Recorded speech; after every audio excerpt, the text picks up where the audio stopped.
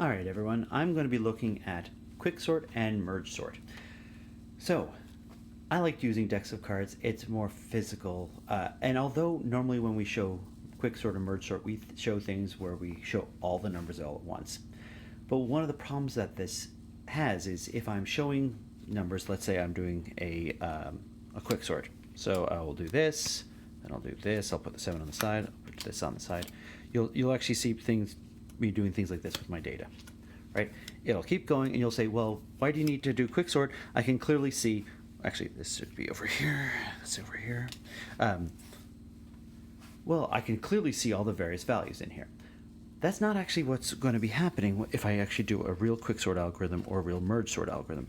Because I'm talking about an array of values, because that array of values, it's on a computer, I can only really examine or compare two numbers at a time. I can look at individual numbers, but I can't see a bunch of numbers at a time. I don't see, this. I see this, and then I see this, then I see this, then I see this, then I see this. Right? I see individual elements, not all of them all at once. So let's do a quicksort algorithm with cards, and hopefully it'll make a bit more sense. So first things first, I need to find a pivot. That pivot can be almost anything. In the case for a lot of algorithms, I'm just going to choose that first one on my array. So take the first element of my array, drop it down. And then after that, I am going to take each individual element afterwards, one at a time. 7, 3, 3, king, queen, 7. I'm sorting based off of this pivot point in the center. Everything that is greater than or equal to 9 goes on the right-hand side. Everything that is less than 9 goes on this side. If I wanted to, I could put the 9s over on this side, but I have to just be consistent. All right, 7, 8, 4, 4, 4, 5. This could be a while. 9 I'm going to put on the side. 10, 6. Let's do a small subset of this. All right. I'm just going to do a subset of all the cards. Next step. This is called a divide and conquer algorithm because I'm going to take my numbers, I'm going to take one of my piles, and I'm going to do the same darn thing again. Now, notice I'm choosing, they're somewhat in random order.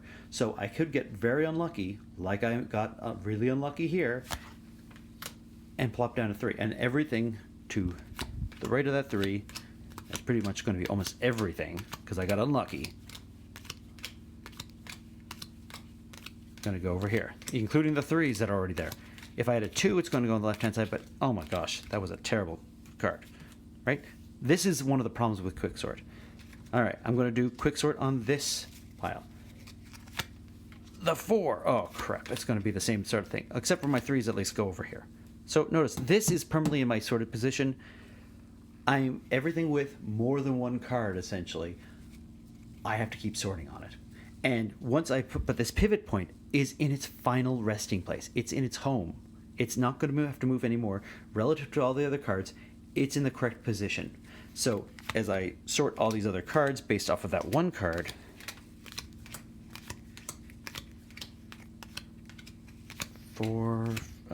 actually 4 is always on this side because I chose to include the number on that side.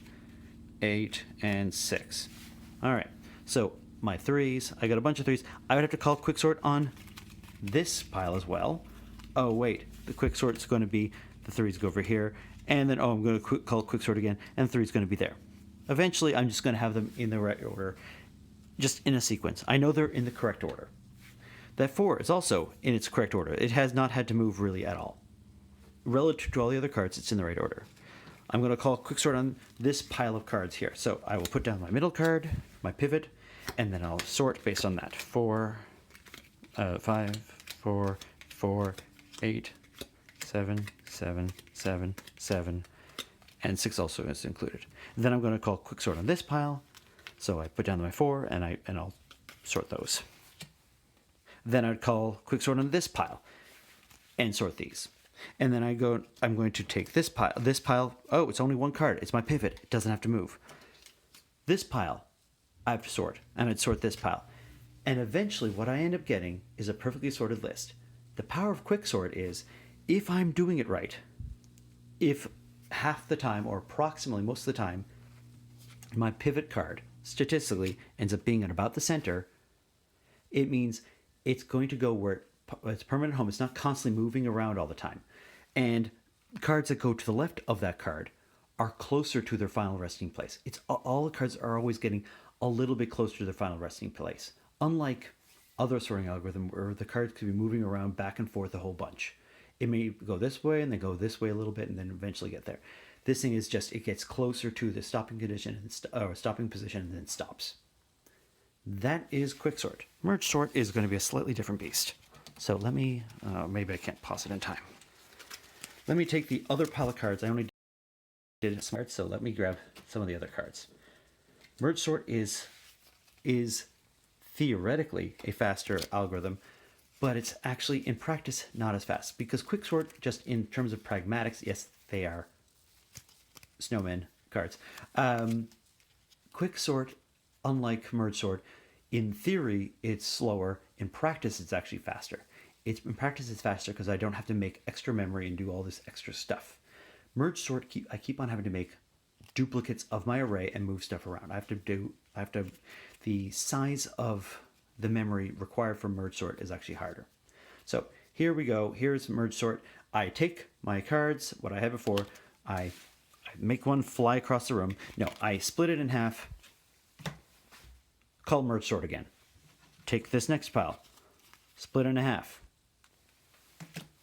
There's no rhyme or reason. There's just split it in half. Split it in half. And I keep on splitting it in half.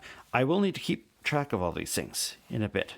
So I'll keep on splitting it in half. I will have to go back through each one of these piles and do the same algorithm. Take it, split it in half, split it in half. Until I get to, I have 3 cards in this case, split it in half.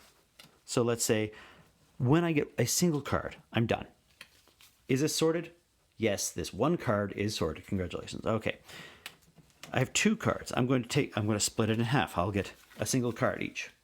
Which one's bigger or which one's smaller? Okay, this is going to be my order. All right. Put them together. That's a pile. So now I have 2 piles that are in sorted order. And that's where the power of Mergesort is. When I have 2 piles in sorted order, I can now do what I call the zipper algorithm. I take both piles, and since they're in order, I just check which one's smaller, the 6 or the 9. Well, the 6. Okay, that's going to be my, I'll put it down this way, the end result. Okay, which one's bigger? So now they're in order as well. Which one's bigger, the 9 or the 10? The 9. Put it down. Now that I'm out of piles, put the rest of that pile down. So that is a sorted pile of numbers. Let me do this pile. So I'm going to keep on splitting it. I split it. I put these in order. And now I do my quicksort algorithm, my Mergesort algorithm. 6 or 8, which one's bigger? The 6. That goes first. 8 or 10, which one's bigger? Well, the 10's bigger, so I keep it. Then the 10. All right. This is where hopefully the algorithm is going to be a bit more obvious. Which one is smaller? They're in order. Each of these lists are in order. So the zippering operation is guaranteed to, once I merge them together, they're still in order. So 6 or 6, well, it doesn't really matter. I'm going to put down this 6. 6 or 9, which one? Oh, the 9, the 6. 9 or 8, the 8. 9 or 10, the 9. 10 or 10, the 10. And then I put the rest of whatever was left in the other list over. I now have a sorted list, or a sorted array, or a sorted whatever collection of values that I had. I can do the same thing for over here. So if I let's merge these somehow. Let's just sort them. All right. Just for another example, ace or 6. Oh, sorry. I'm going to make my aces high. Sorry. Aces are high. So which is bigger, 6 or jack? 6. Which is bigger, 6 or the 6 or the jack? The 6. Which is bigger, the 8 or the jack? 8. Which is bigger, 9 or the jack? 9. 10. 10. Oh, wait, and now all of these are bigger, so you just put the whole pile afterwards. And I have, again, a sorted array. So what's special about this? What this means is when I'm doing this merging operation, I'm separating everything out, that's fine. When I'm putting these back in order, they're going, because I'm relying on the fact that they're ordered, they sort of zipper up together afterwards. And that means I'm not moving around my cards more than I absolutely have to. The act of remerging these things means I don't have to shift back and forth a bunch of times. As a result, it means that when I do call merge sort, it actually is, I have to spread everything out. Essentially, I separate them into individual piles, and then when I remerge everything up together,